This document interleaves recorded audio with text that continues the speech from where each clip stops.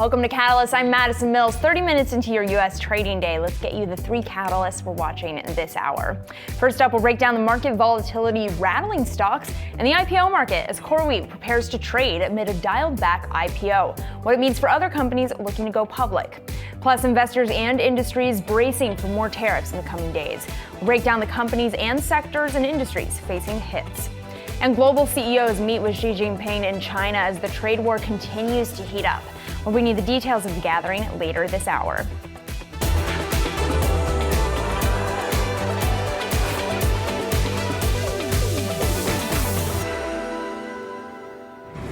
Half an hour into the start of U.S. trading, let's get you a check on the markets. Taking a look at the major averages continuing to move to the downside. You've got your S&P 500 down about 0.5%. Your tech-heavy NASDAQ down about 0.6%. I should mention the VIX, the volatility index, hitting a high for the week as well, perhaps amid some of the selling that we're seeing amid that policy uncertainty heading into so-called Liberation Day on April 2nd. Hopefully we'll get some clarity on the tariff picture then. Let's flip the board over to the bond market. We are actually seeing yields moving to the downside a bit, perhaps the market pricing in a little bit less of an inflation risk given some of the data that we saw this morning in core PCE coming in, still indicating that the Fed's preferred inflation gauge is above where they want to be in terms of wanting to go towards that 2% level, but it wasn't necessarily a huge surprise to the upside here. But finally, let's take a look over at Bitcoin, moving to the downside today. Again, a little bit of a risk-off sentiment hit in markets as we head into the weekend here.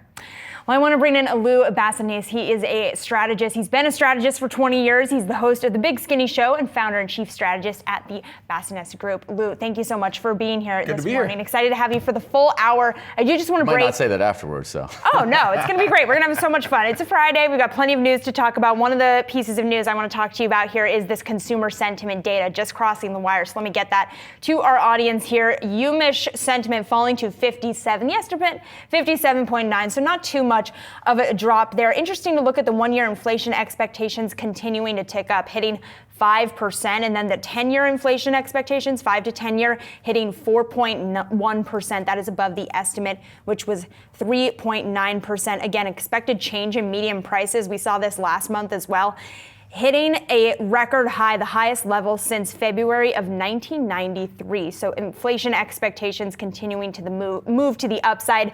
Lou, I'm so curious what you think about this because we've been talking about the soft data versus the hard data. Yeah. This is another example of the consumer vibes just not being so great. Yeah, the sentiment has soured like spoiled milk very quickly, right? I mean, in the last 3 months, and you're seeing it across the board. I mean, it doesn't matter which sentiment reading you look at, whether it's on the just consumer side or on the investor side. Yeah. I think we have to see it show up in the hard data first. I mean, Torsten Slok out of Apollo had a note out earlier today. Like, the expectation is with all this soft data weakening, you'd see it somewhere in the hard data, but we just haven't yet. I mean, the only indication we've gotten is in layoffs, but that could just be a volatility spike in, kind of beginning of the year reset in staffing. Until we see a real problem in the hard data, I don't think there's any concerns or expectation of recession, which everyone seems to be freaking out about. I mean, I think they think it's much closer than it is, but the data doesn't bear that out. So again, as an investor, I get excited when everyone gets negative because it usually means stock prices are coming down. They're terrible market timing. If you look at the conference board sentiment, the expectations for stock prices plummeted the most in 3 months since November of 2022. That was a bottom. That was a time to buy. So I get excited at these times when everyone else is starting to get worried. And where does that excitement leave you? Where are you finding the most opportunity right now? Yeah, so it's funny. I've broadened out. I'm a tech guy by nature, but also I'm not going to ignore value. And Europe and China has now been showing value, right? Like even though the Mag 7 came down from, call it a peak of like 38 times forward earnings down to like 25, 26.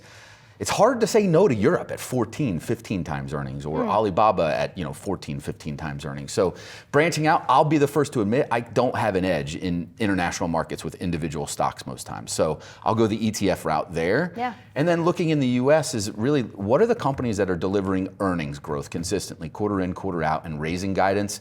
Because we know fundamentally whatever's going on in the market in the world, as long as companies keep growing earnings, growing sales, and raising guidance, their stock price will eventually keep moving higher. Yeah.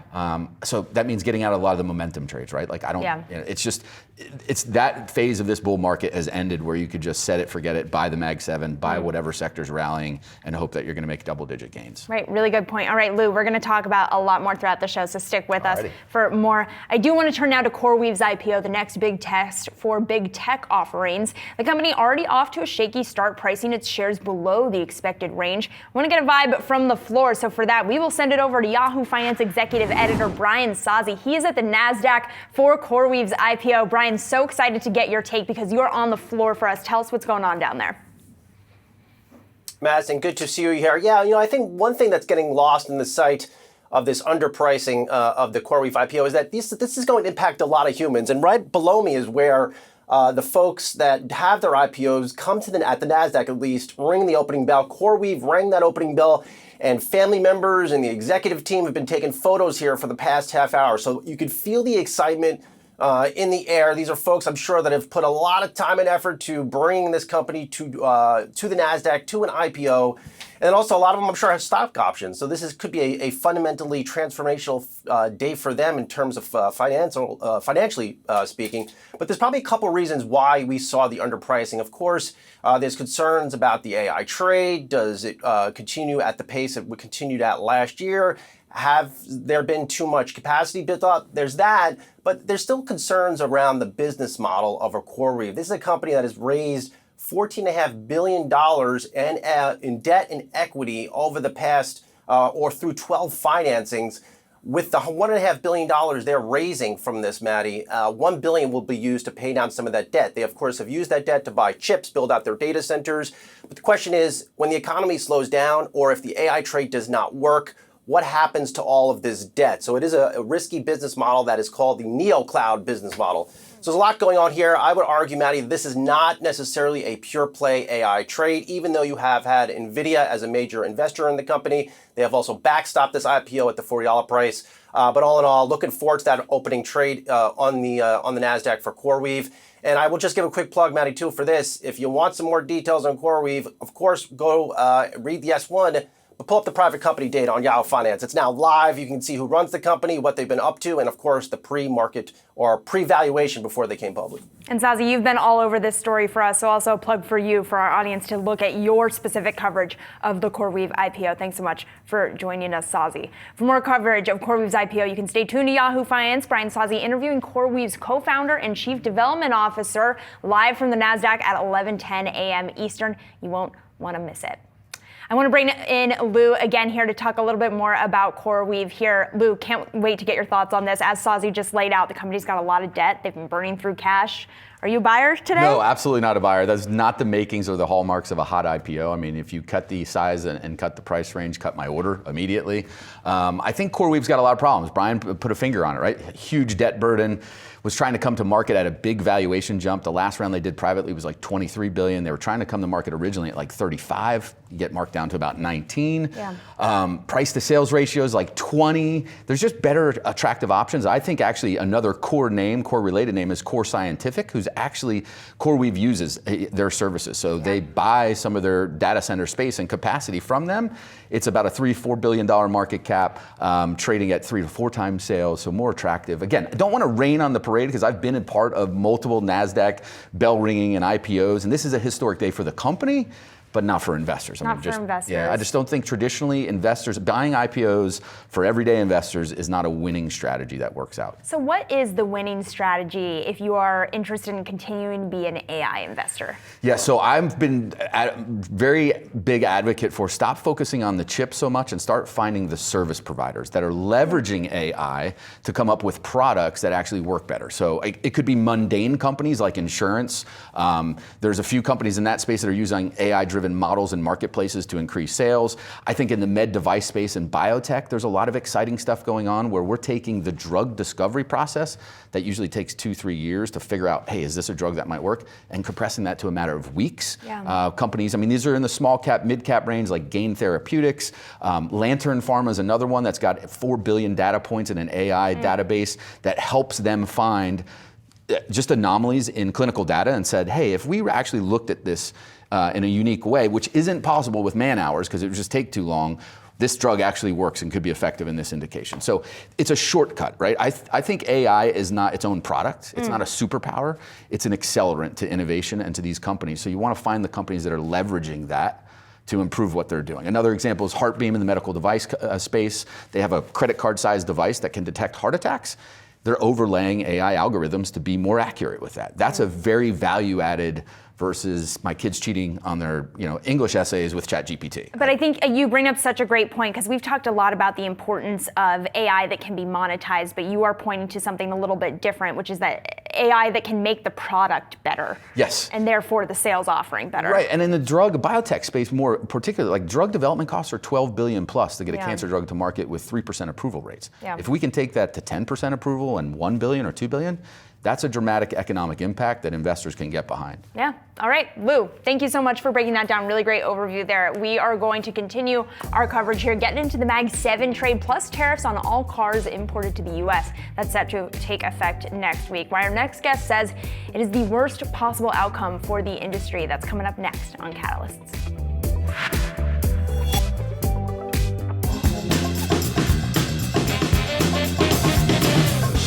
April is right around the corner, bringing spring showers and perhaps an historical tailwind for stocks if history is any guide. I'm Jared Blickery, host of Stocks in Translation, and today we are looking at April seasonality. Welcome, because March had a few hiccups, and that was kind of expected.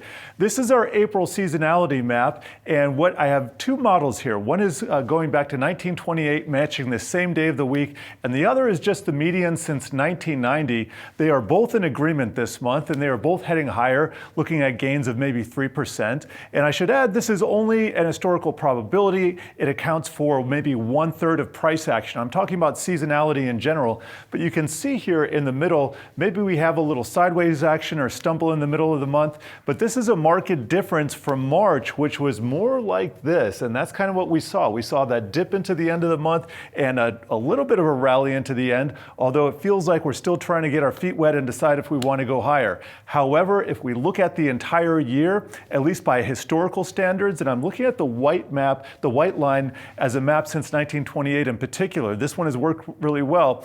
Things tend to take off in April, and they stall out a little bit in the September, October, November area, and then they kind of accelerate into the end of the year. Also have this other model since 1990. That is basically more of a straight line. We get a little bit of a stumble in the third quarter as well. And then finally, I want to highlight what's happened here in blue. This is the actual price action that we have seen in 2025, and this has been pretty closely matching what has happened. We took a bigger dip than would have been expected, but we did critically get that turnaround in the middle of the month. So it leads me to believe maybe we have the makings for a bullish run into the end of the year. And there's also a flip side. If we don't get a bullish April, that is kind of a warning. That is a red flag that things are so different, we might not have a very good year. So April is going to be critical to watch here. We can also see this playing out in the VIX. This white line is the average VIX level since 1990, and in green we have the VIX year to date. This too has really tracked some of these spikes that we saw in the month of March pretty well, and we've seen VIX come down nicely. You can see it stays pretty low until we get to the end of the summer here, and then we get into primetime crash season, which is October, November, and then we drift downwards into the end of the year. That's just the historical probability. So having said all that, I want to kind of segue a little bit and cover something that I don't cover every month or quarter. This is U.S. pension fund rebalancing estimates. And this goes back to 2010, 2011. And this latest rebalancing estimate for about $85 billion, and you can throw another $20 billion in there for target funds. This is the biggest potential rebalance that we've had since 2020. That was March 2020. That was the bottom of the pandemic. And that was a really big deal back then. And so maybe this is also providing a little bit of a bullish tailwind into the end of the month, the quarter. But that date is Monday, so that kind of disappears. All in all, it looks like we're facing a potentially bullish April, and so we're just going to have to keep our fingers on the pulse here. Tune into Stocks in Translation for more jargon-busting deep dives. New episodes on Tuesdays and Thursdays on Yahoo Finance's website or wherever you find your podcasts. All right, Jared, thanks so much as always. It's time now for some of today's trending tickers. Scan the QR code on your screen to track the best and worst performing stocks of the day with Yahoo Finance's trending tickers page. First up, we're looking at the Mag 7 trade, and Lou Basanese is still here with me. Lou, I know that you say Alphabet is among the most attractive right now. Why is that? I do. I think on a valuation basis, I also think it's a bet on the economy and the consumer, just because it's a very advertising-driven business. But also, they're being underestimated in AI. I think Google absolutely has more data. Large language models are all about data, proprietary data. I think Google will become an eventual leader in that space, just upsizing everyone else and contributing to the business, right? We think about their moonshot bets of past, perhaps that haven't panned out very profitably. I think AI is going to be a different story for them. But Mag 7 as a whole, I think this is like a boy band that's reached its point where they need to break up and go solo, because everyone has always traded them as a block, and you're seeing differences, right? If I look at where the economy's going, I got to be worried about Meta, Google, Alphabet, and Amazon, right? Because they're really bets on the consumer spending, and business advertising.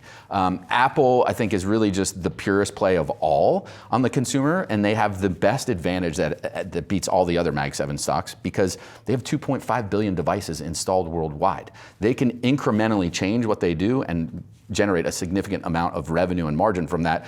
And the proof is in the pudding in services, right? $96 billion in services revenue in the year. That's more than Tesla, roughly the size of Tesla and Disney's entire business. So I think Apple holds an advantage, but it's trading on the higher end of the range. So 30 times forward earnings, it was a little steep even for this guy. I've owned it since 2014. But Alphabet, I love it down here. I think there's an overhang of regulatory concerns that they're going to get broken up. If we're not going to ban TikTok, we're definitely not breaking up Alphabet and Google. It's just not happening. Well, when you talk about the Mag 7 needing to break up like a boy band, which I love that analogy, it makes me think about the biggest laggard of the Mag 7 year to date, which of course is Tesla. How are you thinking about Tesla in this environment? Look, I've never been a big fan of Elon Musk, right? So I think he's a great salesman, and he's built a great following in the shareholder base, but the fundamentals just don't stack up for Tesla. I think he's selling a pipe dream that we're going to have self-driving cars and robots in every home. That's great to generate interest and buzz in some retail shareholders, but it's not showing up in the bottom line.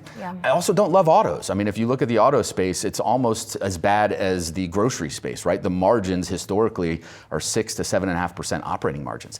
That's not a space that can absorb tariffs very easily, just like food and groceries can't.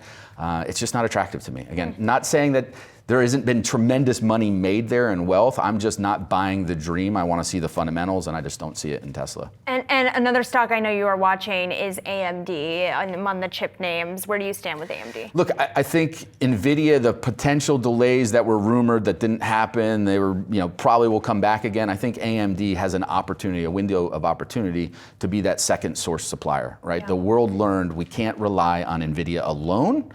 So will they ever, outshine NVIDIA? Probably not. But can they go from 12% market share to 20, 30%? I think it's a possibility. So if I'm in this market, I'm looking at AMD over NVIDIA. All right, really great overview of those names for our audience. We got Tesla, Apple, Alphabet, and AMD all in there for you guys. All right, let's get a check-in on shares of the big three U.S. automakers here. The industry bracing for 25% tariffs on all vehicles imported to the U.S. set to start April 3rd. Our next guest says these tariffs are the worst possible outcome for the industry. Joining me now, we have Itay Michaeli. He is TD Cowen's analyst here. Itay, thank you so much for joining us. Talk me through this call. You call it the worst possible outcome for automakers. Why? It was close to the worst outcome, and thank you for having me, of course. Expectations in the weeks leading up to it had become more positive in terms of what the outcome could be. So it's only 25% tariffs. Now, there are some exclusions we can talk about, but certainly, by our estimation, would have a significant impact potentially here over the near term. Over the longer term, there could be substantial mitigation actions that could substantially lower the impact, but there would still even there be potentially a lingering negative impact on the industry. And of course, it creates a lot of incremental uncertainty in the near term.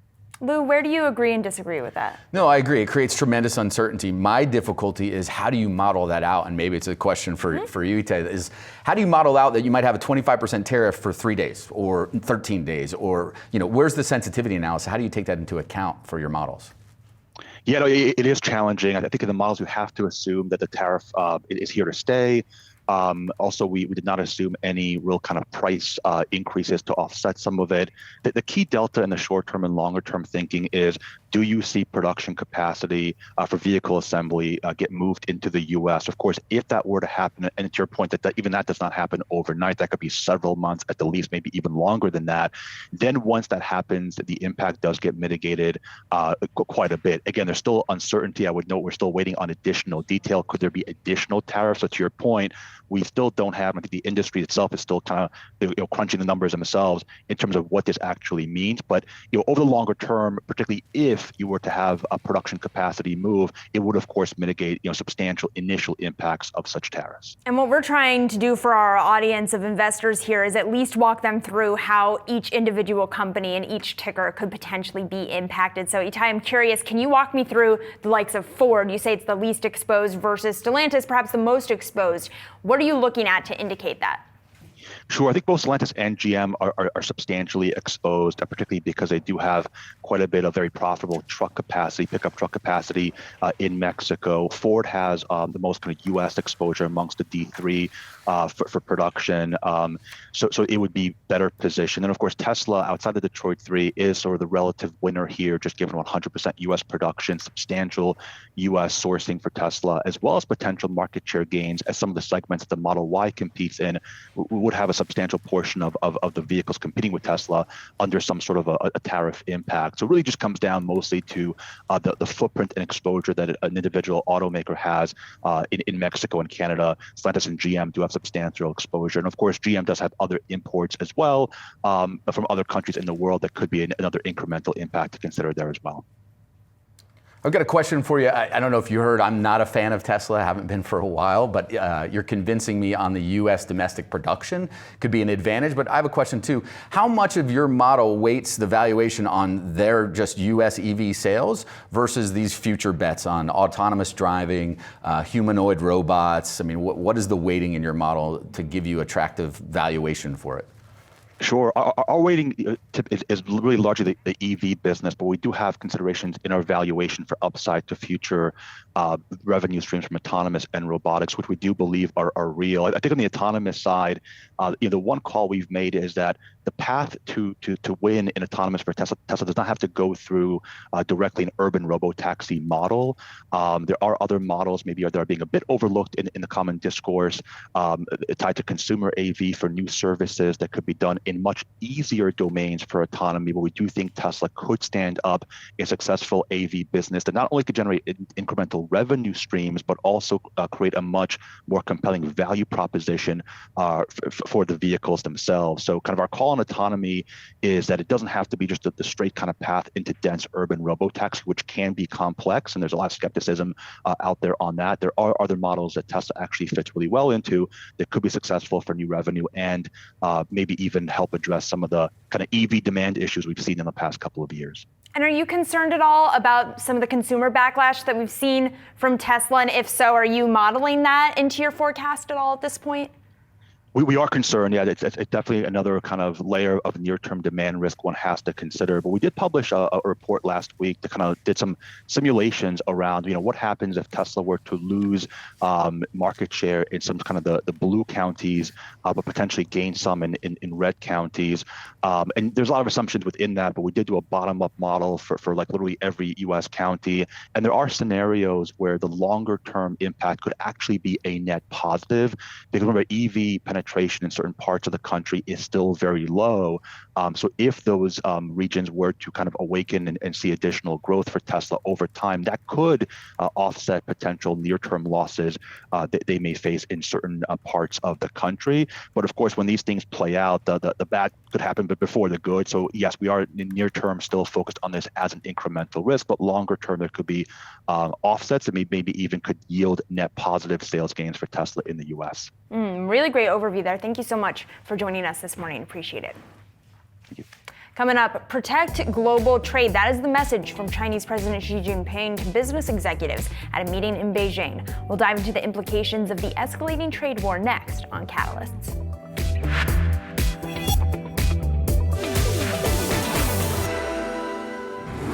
Chinese President Xi Jinping meeting with global business leaders in Beijing today. urging them to protect global industry and supply chains amid the escalating trade war. Around 40 executives joined the meeting, including leaders from Pfizer, Qualcomm, Blackstone, Mercedes-Benz, Toyota, and FedEx. Here now to discuss, we've got Shahzad Qazi. He's China Beige Book's International Managing Director. Shahzad, great to have you in studio with us. So the pitch from Xi Jinping is that globalization, the train has left the station. Do you think that this pitch to CEOs to continue to work with China is going to work with these executives amid the escalating tit for tat with the U.S. over trade? So these executives that were at the forum and at this meeting specifically are some of China's closest friends in America. The question I think President Xi should be asking himself is that these folks who at one point got to pretty much dictate American trade policy, how much sway and how much influence do they have in Trump's Washington today? And what is the answer to that, given the fact that, and what does it mean for these businesses, right? Because they can't look too friendly to China because they don't want to upset the president amid a tariff war, but they also potentially want to leave themselves open to opportunities with China in case this tariff war gets to a place where they need to lean on other countries. How do they navigate that? Yeah, I mean, they're certainly in a hard spot because, they are the first ones to lose when there are tariffs, and they get also punished potentially in China when they're retaliatory measures by Beijing.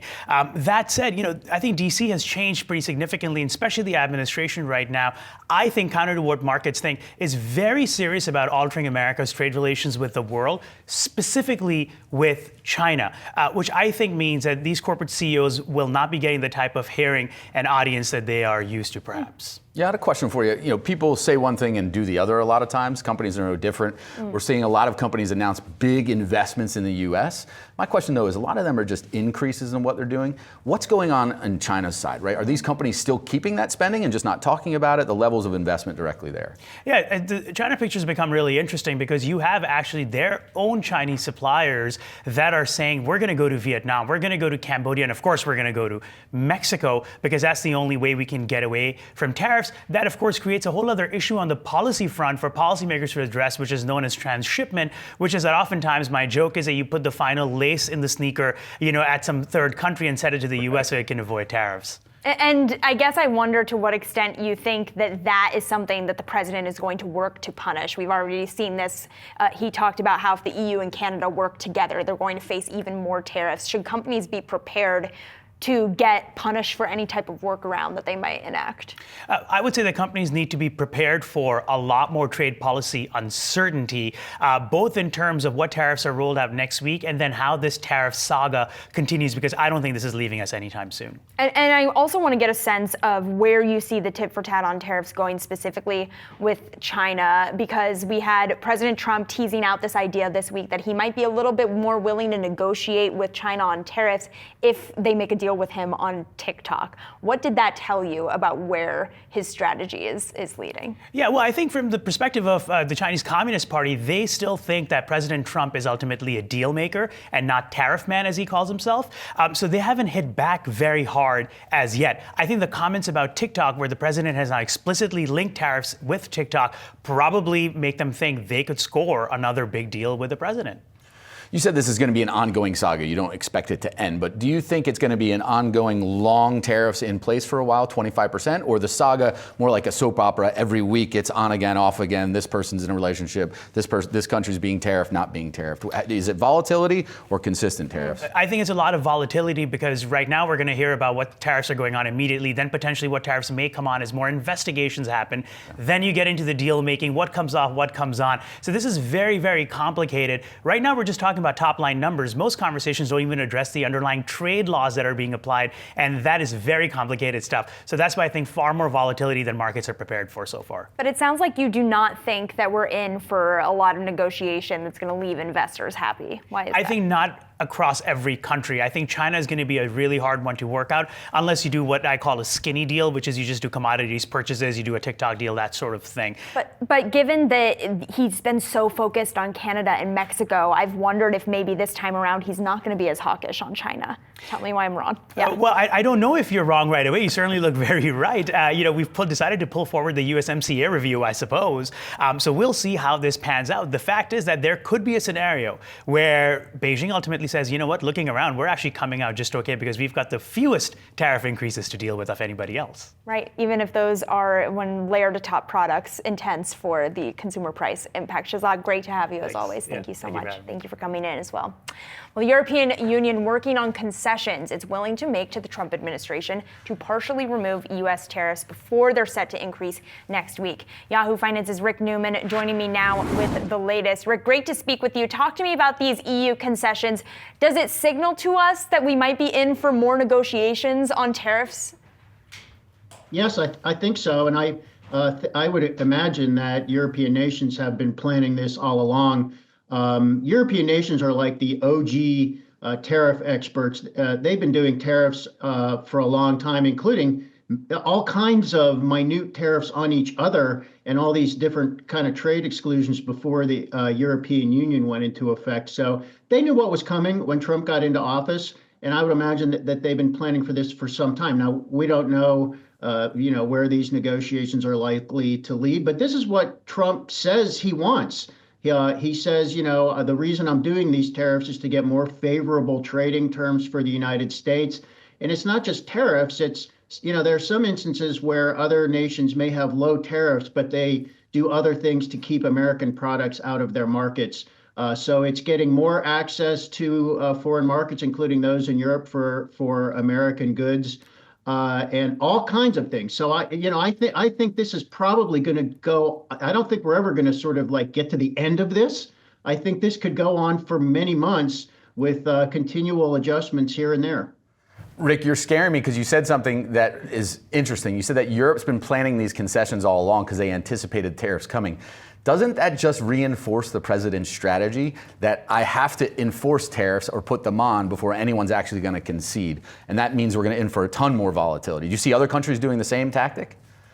Yeah, in fact, I can foresee other countries sort of following the model for whatever Europe lays out here, just because Europe has a better sense of how to do this. Does this justify Trump's whole approach? I would not go that far because everybody has to remember that while we might get some more, an increase in some U.S. exports to these other countries, tariffs are going to raise prices for Americans. I mean, we should just not lose sight of that fact. This is basically a consumption tax. So every tariff Trump imposes on imports to the United States that remains in place, even if it's as low as 10%, is going to raise prices for Americans. So is that worth the trade-off for exporting more stuff to other countries? Most economists will tell you, no, it is not worth the trade-off. There certainly are some things in the global trading system that can be improved from the American perspective. But raising prices on Americans as the starting point is not the way most economists would go about it. So, for the record, I'm with you on that, Rick. So I don't want to come. I don't want to be mislabeled by that. I'm with you on that. I'm an Adam Smith free trade absolutist. Few exceptions for tariffs. So I don't want to come across the wrong way. So I agree with you 100%. All right, Rick, we're going to leave it there, but really appreciate you breaking it down for us. Thank you so much, as always, for coming on. Have a great weekend. Coming up, we're going to dig into the impact of President Trump's tariff policies, specifically on U.S. farmers, those agriculture tariffs set to take effect next week. Stick around for that next on Catalysts.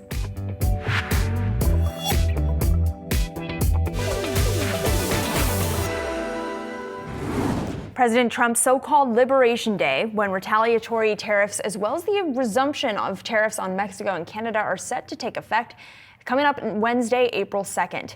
In a post on Truth Social, Trump called on American farmers to get ready to sell a lot of their products inside the U.S. and to, quote, have fun. So far, farmers have already been caught in the middle of the brewing trade war with China, retaliating against the U.S., imposing 15% tariffs on chicken, wheat, and corn, as well as 10% tariffs on soybeans, pork, beef, and fruit earlier this month. So how could the next round of tariffs impact agriculture? Joining us to discuss, John Boyd Jr. He is a fourth-generation farmer and founder and president of the National Black Farmers Association. And of course, we still have Lou Basanese with us. John, I love speaking with you. Thank you for making the time this morning. I know that you have spoken with members of the Trump administration about the impact of these tariffs. Talk to me about who you spoke with, what you told them about how tariffs could impact your industry. Well, I reached out to the White House and talked to Lynn Patton in reference to the tariffs and the effect on America's farmers. President Trump's trade war is running American farmers out of business. Every time the president says the word tariff, it creates havoc in the markets. And many Americans don't understand that corn, wheat, and soybeans are all market-driven commodities. So they think that farmers can just pull up beside the truck, beside the road with their trucks and determine what the price of their commodities are going to be. That's not how this works, people. We rely on the markets to sell corn, wheat, and soybeans at harvest time, and the prices are dropping. The markets are unstable, and it's a cast of uncertainty over America's farmers. This administration has created doubt with agricultural lenders because we have to put those projections on our loan applications, what we're going to sell our commodities for. So this is a bad time, right at planting season. The president is talking about imposing more tariffs on April 2nd, right at planting season when America's farmers are pulling out our corn planters and filling them up with corn, trying to plant our crop. And we're getting calls from farmers from around the country who are afraid to plant their crops this year. I've told them to go ahead and put their crops in the ground, but that's the type of uncertainty that President Trump has created for America's farmers. It's a lot of uncertainty. I wonder, you talk about some of the potential impact here. Walk me through how farmers are preparing from a financial hit perspective, because from the market perspective, the idea might just be, well, it's a one-time price hike. Just increase your prices, and then from there, it'll be okay. Talk me through your thought on that. Well, we won't have the opportunity, those commodity farmers like myself. And I raised corn, wheat, and soybeans. I've been farming for 42 years. The president says there's going to be some bumps in the road and have fun trading, our products here at home. Who's going to buy them? Who's going to buy the soybeans? We rely on China primarily for that market. The largest purchaser of U.S.-grown corn is Mexico, and he's imposing tariffs there as well. Those are our markets. So I think it's very disheartening that the president is telling America's farmers that we're going to have to wait, and it's going to be a troubling time for us right now. We need some things put in place, and the Agriculture Department is sending farmers some sort of application that we have to fill out to get some sort of relief. That's not what farmers need. We need a good, solid market that we can rely on and stability. This is the oldest occupation in history for America, which is farmers.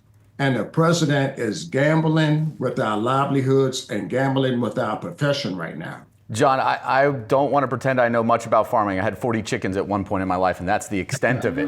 But I do want to ask you said something about we need immediate relief, and I agree with you. Obviously, the best case is get rid of the tariffs, and you can get back to normal farming. But is there something else? You talked about loan applications. Is there some financial intervention here where we could work with the banks to help farmers adjust based upon these on-again, off-again tariffs?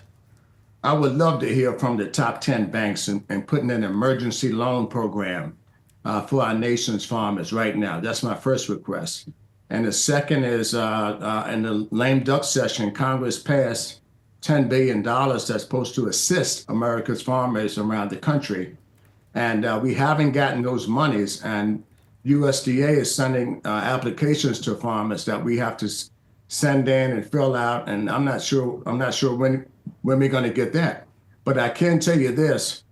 Planting season is a short window of opportunity, 30 to 45 days that we have to get our planters in the ground and get our crops planted with no hiccups.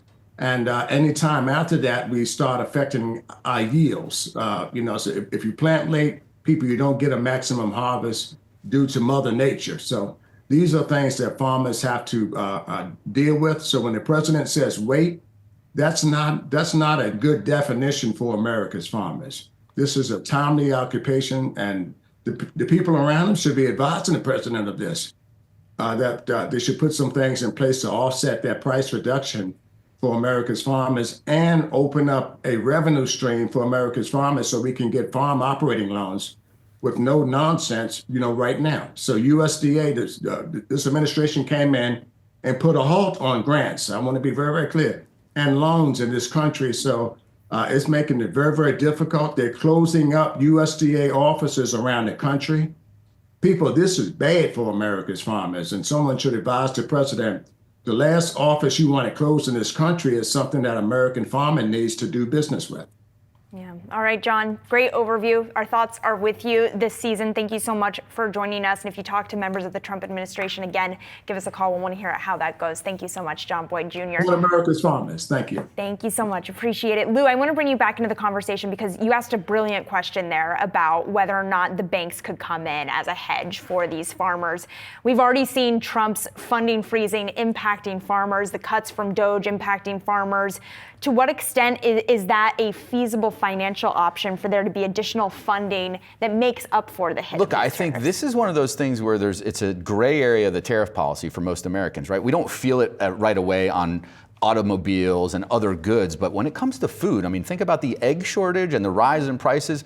If we're talking about here, there's no way to avoid these tariffs. I think the president is really walking on a slippery slope that you have to intervene. There should be exceptions to the, hey, we're cutting funding, freezing.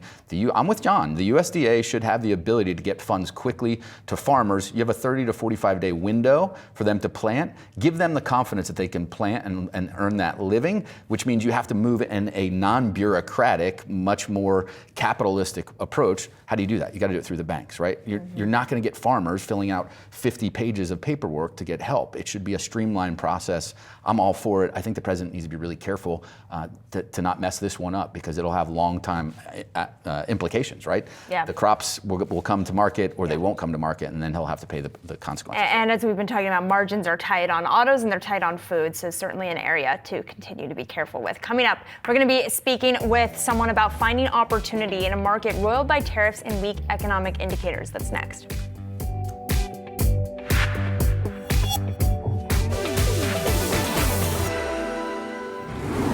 Get a quick check on shares of Robinhood, currently down nearly 7% over an hour into today's trading day. This follows the company's announcement that it will offer checking and savings accounts with a 4% APY to its gold level subscribers later this year. This comes as it aims to bring private banking services to its base of retail investors. Now, Robinhood is not a bank, it's not FDIC insured, so the company will be partnering with Coastal Community Bank to ensure those customer deposits. Robinhood CEO Vlad Tenev spoke to Yahoo Finance yesterday, saying that could change in the future.